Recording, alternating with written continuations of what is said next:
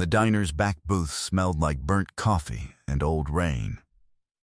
The man in it had his shoulders hunched over a plate he wasn't eating from, his hands wrapped around a mug that had gone cold 20 minutes ago.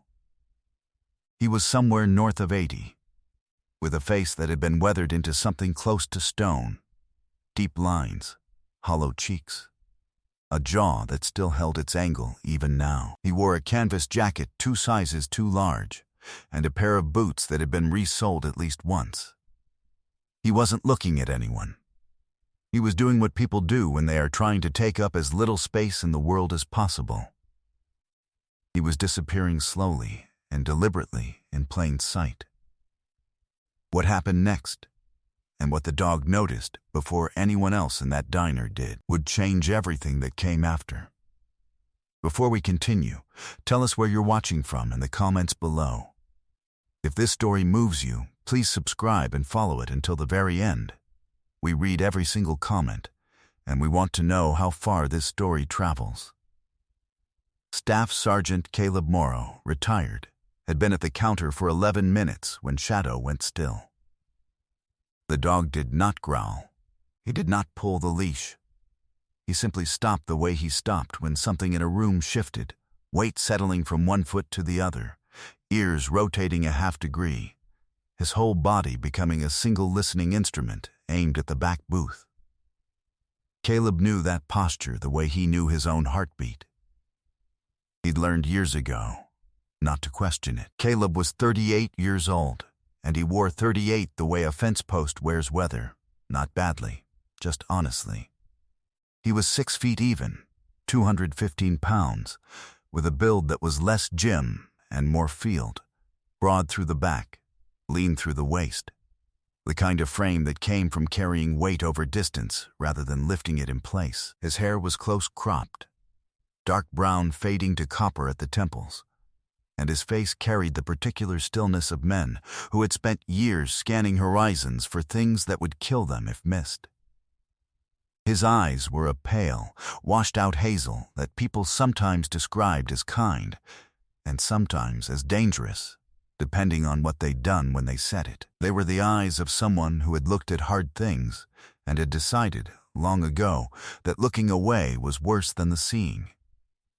He'd come home from 3 tours, 2 in Helmand Province and 1 classified rotation in eastern Syria with the 1st Battalion, 7th Marines with a combat action ribbon, 2 Navy Commendation medals, a left knee that ached in cold weather, and a silence he'd never found a way to explain to anyone who hadn't been there. He'd been out for 4 years. He was living in a rented house on the edge of Harlan, Montana, doing contract security work for a regional logistics company, and mostly minding his business. He was not unhappy. He had Shadow. Shadow was a 6-year-old German shepherd with fur the color of dark amber and charcoal, a coat so dense that cold mornings left it steaming for minutes after he came inside. He weighed 84 pounds. His right ear bore a thin white scar along the outer edge from a vehicle incident during a route clearance operation in 2022. And the healed notch had given him an expression that looked, depending on the light, either alert or faintly amused. He moved with the unhurried authority of an animal that had long since made peace with knowing what it was and what it was for. He did not perform. He simply was. In all the miles Caleb had walked beside him since the final paperwork cleared, Shadow had never once flagged something that turned out to be ordinary. The town of Harlan, Montana sat at the feet of the Beartooth foothills in a long, flat valley that collected snow in November and didn't always let it go until April.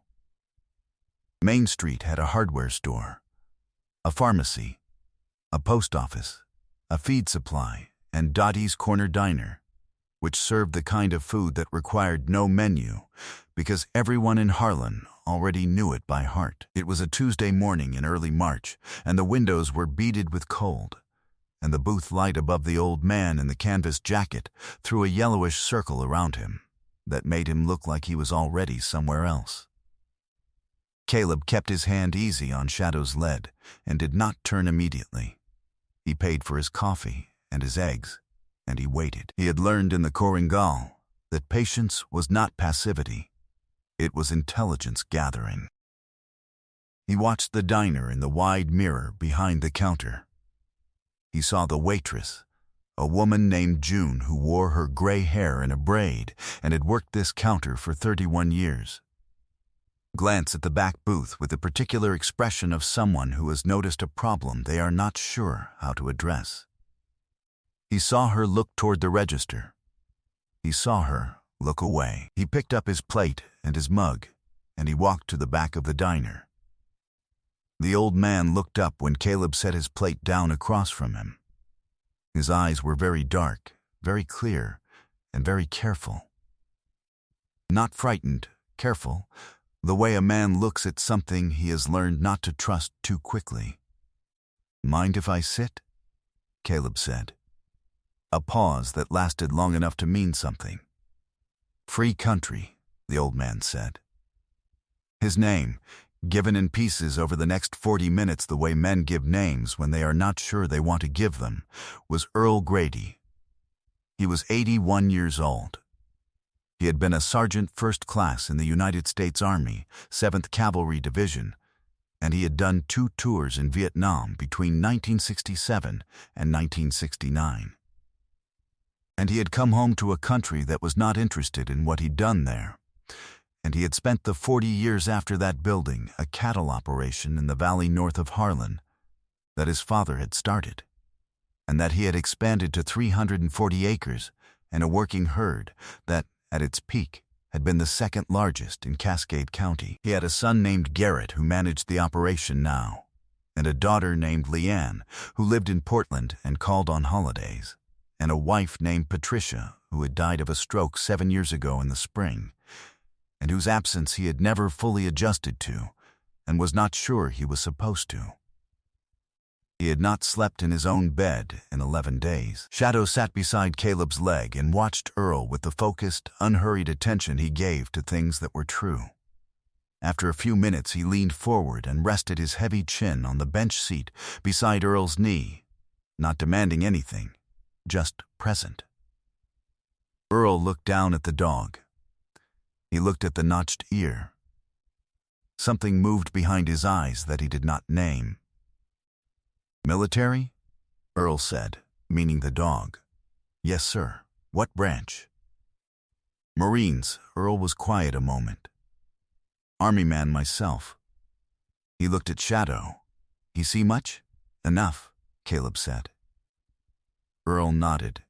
He twisted the paper napkin in his hands. Outside the diner windows, the wind was coming down off the foothills, and the March sky was the color of old pewter. The full story came out in the way that stories come out from men of that generation.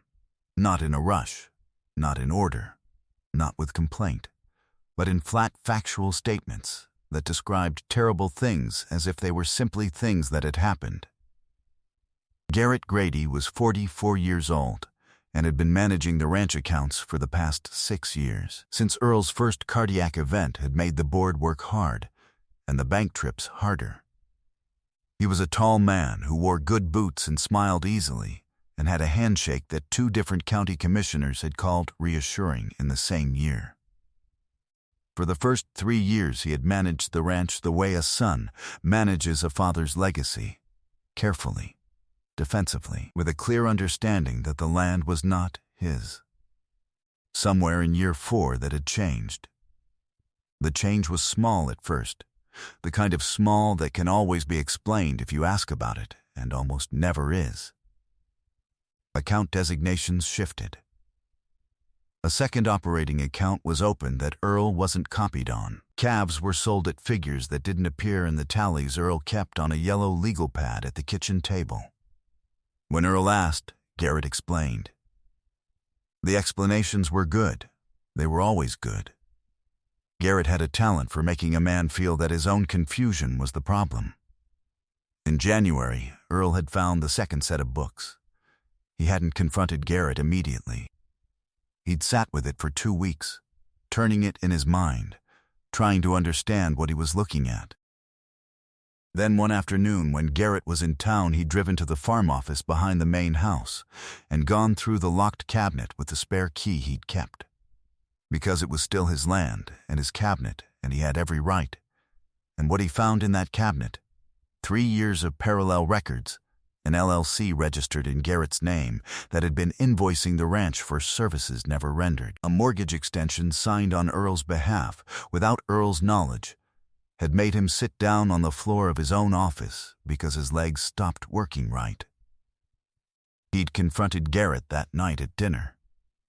Garrett had told him he was confused. He'd said the cardiac event sometimes affected memory. He'd said he was worried about Earl and had been meaning to bring this up with his doctor. He had said all of this with the same reassuring calm, the same good boots confidence, and when Earl had pushed back, Garrett had pushed harder, and by the end of the evening Earl had begun, in the way that people begin when they are told long enough that they are wrong, to wonder if he was. The next morning, Earl's truck had 2 flat tires, and his cell phone was gone. He had walked 3 miles to the highway and hitched a ride to Harlan. He had been sleeping in the back booth of Dottie's Diner for 11 nights. June had been leaving food and not asking for the check. Shadow pressed his chin harder against the bench seat, close to Earl's knee. Earl put one hand in the dog's fur without looking at him. He said, "Don't tell anyone you saw me here." Caleb looked at him for a long moment. Why not? Garrett's got friends in the county office. In the bank. Earl's jaw tightened. "I make a noise, they'll have me in a memory ward by Thursday. They've already talked about it. I heard the phone call. You heard Garrett planning to have you committed." "That's what I said." Caleb picked up his mug and drank what was left of his cold coffee and set it down. Shadow had not moved. His amber eyes tracked from Earl to Caleb and back with the systematic patience of a dog who understood that the most important things were decided in the quiet. "I've got a contact at the county courthouse," Caleb said. "A woman named Driscoll who handles land title disputes. She worked military JAG before she went civilian. She knows this state's elder protection statutes cold." He paused. "I've also got a phone." Earl looked at him.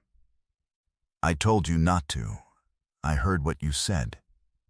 Caleb's voice carried the same flat calm it carried in any situation that required it. "I'm telling you what I'm going to do."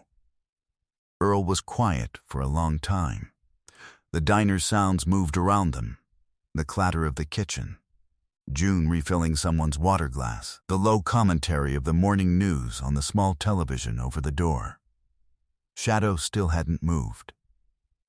The old man looked down at him again, at the scarred ear, at the absolute steadiness in the dog's amber eyes.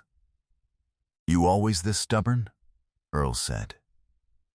"My senior Enso used to say so," Caleb said. He was usually right. He made the first call from the diner parking lot, while Shadow stood at his knee in the cold. Lisa Driscoll picked up on the 3rd ring, which was 3 rings faster than most county officials. She listened to the summary without interrupting. When Caleb finished, she was quiet for 4 seconds, and then she said, "The LLC is the key. If it's invoicing a property it's co-registered on, that's not just financial exploitation. That's fraud on the deed. I need the registration number." Caleb had gotten that from Earl before he made the call. The second call was to a man named Pete Rourke, a county deputy who had come to Caleb's door 2 years ago after a situation involving a stolen ATV and a neighbor's fence line, and who had since become the kind of acquaintance you called when you needed someone honest. Rourke was not connected to Garrett Grady's network of county commissioners and banking contacts. Caleb had verified this before he dialed.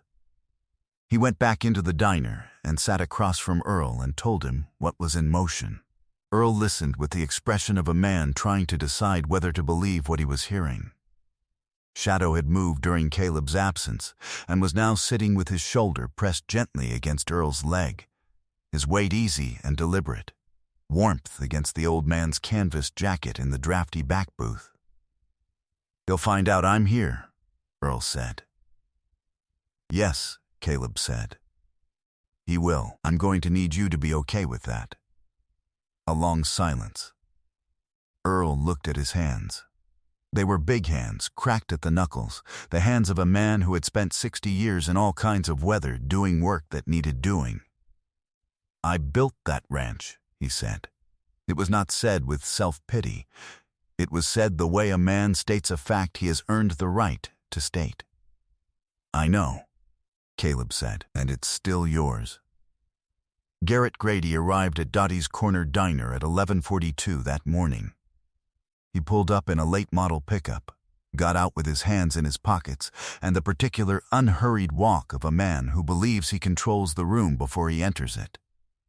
He had been called by someone at the county registrar's office, not Driscoll, who owed him a favor and had noticed the name Grady in a query that came through that morning. He came through the diner door, scanning the room with the quick, automatic inventory of someone who was not used to surprises. And he found his father in the back booth. And he found Caleb Morrow sitting across from him. And he found Shadow standing on the floor between them, no longer beside Earl but between them, his body angled toward the door, his eyes on Garrett Grady, and every line of the dog's posture saying what it had learned to say, without sound, without drama, with total clarity. "Not yet." "But I know." Garrett stopped. He had very good instincts. They had served him well for years in rooms where he was the most prepared person present. He looked at the dog. He looked at Caleb. "Dad," he said, his voice landing with the practiced warmth of someone who had rehearsed it. "I've been looking everywhere for you. I was worried." "Sit down, Garrett," Earl said. Garrett did not sit. He looked at Caleb again. "Who are you?" "Staff Sergeant Caleb Morrow, USMC, retired." Caleb's voice was the same as it had been all morning, unhurried, flat, with the temperature of a clear winter sky. "I'm a friend of your father's. I'm also going to tell you that Lisa Driscoll, at the county courthouse, finished pulling the LLC registration records about 40 minutes ago. Deputy Pete Rourke has a copy. The county attorney has a copy. Your father has a copy." He folded his hands on the table. "I'm not going to give you a long speech. You have one decision to make right now. And it is whether you are going to make this harder than it needs to be." The color in Garrett Grady's face changed.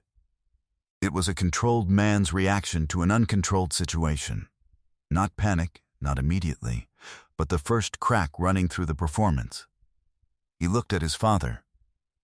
Earl was looking back at him with the expression of a man who had been told all his life that his memory was failing and whose eyes were very clear. "You have no idea," Garrett started. "I spent 12 years in places where men like you wouldn't last 12 hours, Caleb said, not raising his voice by a single degree. "I'm not interested in your explanations. Your father is. That's between the two of you. What I'm interested in is the legal process that Driscoll and Rourke are running right now, with or without your cooperation, and the determination of whether this stays civil or gets referred to the county attorney for criminal prosecution." He paused. "That determination, largely, is yours." Shadow had not moved. He stood in the space between Earl and his son with his amber eyes fixed on Garrett and his body still, with the kind of stillness that had nothing to do with calm. Garrett looked at the dog. Something shifted in his face that was hard to describe and harder to look at. The expression of a man who has believed for a long time that the structure around him was permanent, suddenly understanding that it was not. He sat down. The next 60 days were not clean or simple, because these things never are. Garrett retained an attorney, and the attorney attempted 3 separate procedural delays. Driscoll was not moved by any of them. The LLC had issued 41 invoices to the Grady Ranch operation over 31 months for equipment maintenance, soil testing, and veterinary consultations, none of which had occurred, all of which had been paid from the operating account, none of which Earl had authorized. The mortgage extension carried Earl's signature on a document he had never seen. A forensic accountant retained by Driscoll's office established a total of $218,400 in unauthorized transfers over the 31 months of the LLC's operation. The criminal referral went to the county attorney in April. Garrett's attorney negotiated a plea in late summer that included full restitution with interest, 5 years of supervised probation, and a permanent removal from any fiduciary or legal authority over Earl Grady's estate.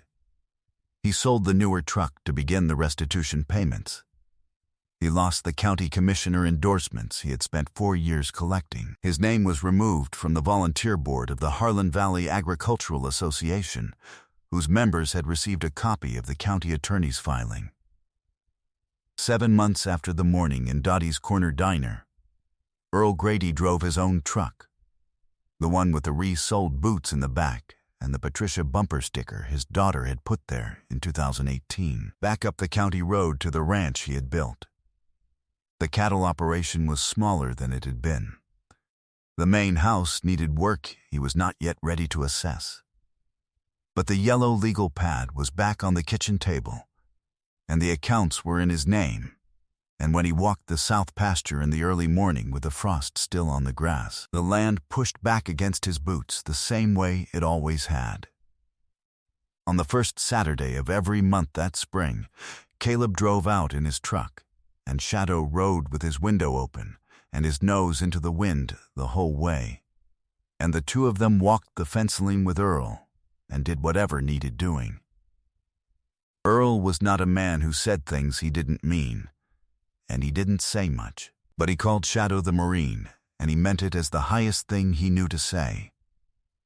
Caleb Morrow had come into that diner on a Tuesday morning for eggs and coffee and had not planned on any of it. He had planned on nothing beyond the next ordinary hour. But he had learned. In the Korengal, in Helmand, in the specific education of years of working beside a dog who never flagged a false positive, that the most important moments were rarely announced. They arrived quietly. They arrived in cold diners at the back of March. They arrived as an old man hunching over a cooling mug and a dog that went still because it knew. Sometimes miracles don't arrive as thunder from the sky. Sometimes they walk through the door of a small-town diner because a dog lifted its head, and that was enough. God does not always announce the moments when courage is required. He simply places the right person in the right booth at the exact moment when one human being needs another to say, "I heard what you asked me. Here is what I'm going to do anyway." In our everyday lives, we drive past that diner. We see the old man in the back booth and we decide it is not our business, that someone else will handle it, that the world does not require anything of us this particular Tuesday. The men and women who served this country did not make that calculation in the places they were sent. They made a different one. They still make it. And for every Earl Grady sitting alone in the cold, with a story too heavy to carry and no one to put it down with, there is still, if we are paying attention, a Caleb Morrow walking through the door. If this story touched your heart, share it with someone who needs to be reminded that loyalty doesn't stop at the gate when the uniform comes off. Leave a comment and tell us where you're watching from, and if you've ever seen someone reach out a hand to a stranger who needed it more than they let on, we'd love to hear that story too. Your words might be the thing that someone else needed today without knowing it. And if you believe in stories of service, courage, and the quiet faithfulness of people who still show up, don't forget to subscribe to the channel so you never miss the next one. May God bless you, protect your family, and keep you watchful for the ones who are disappearing quietly in plain sight, waiting for someone to sit down